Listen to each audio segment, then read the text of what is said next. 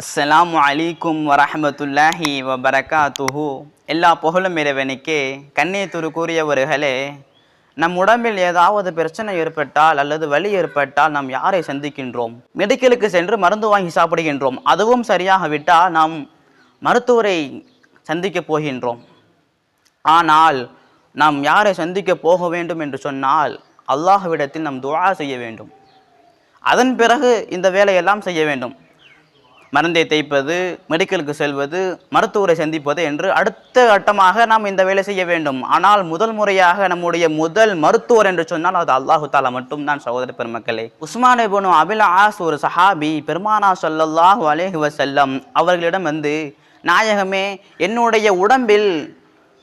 என்னுடைய உடம்பில் வலி இருக்கின்றது அப்படி என்று சொல்லும் பொழுது பெருமானார் ஸல்லல்லாஹு அலைஹி வஸல்லம் அவர்கள் கூறினார்கள், நம்முடைய உடம்பில் ஏதேனும் ஒரு வலி இருந்தால் அந்த இடத்தில் கை வைத்து, உதாரணமாக தலைவலி ஏற்பட்டால் அந்த தலையில் கை வைத்து பிஸ்மில்லா பிஸ்மில்லா பிஸ்மில்லா என்று 3 முறை கூறிய பொழுது அடுத்தபடியாக அஊது பில்லாஹி வ குத்ரத்திஹி மின் ஷர்ரி மா அஹது வ வஹாதிரு என்று இந்த துஆவை 7 முறை ஓத வேண்டும்.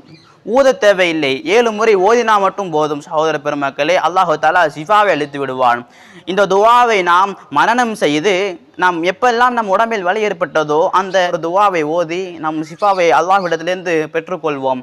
பிறருக்கும் நாம் இந்த துஆவை கற்றுக் கொடுத்து அவர்களையும் நாம் இந்த நோயிலிருந்து ஷிஃபாவை பெற்றுக்கொள்வதற்கு அல்லாஹு தஆலா தௌஃபீக் செய்வானாக. சகோதர பெருமக்களே, நம்முடைய உடம்பில் பிரச்சனை ஏற்பட்டதிலிருந்து கையேந்து துஆ செய்து பெறக்கூடிய நன்மக்களாக என்னையும் உங்களையும் ஆக்கை அருள் புரிவானாக. அஸ்ஸலாமு அலைக்கும் வரஹ்மத்துல்லாஹி வபரகாத்துஹு.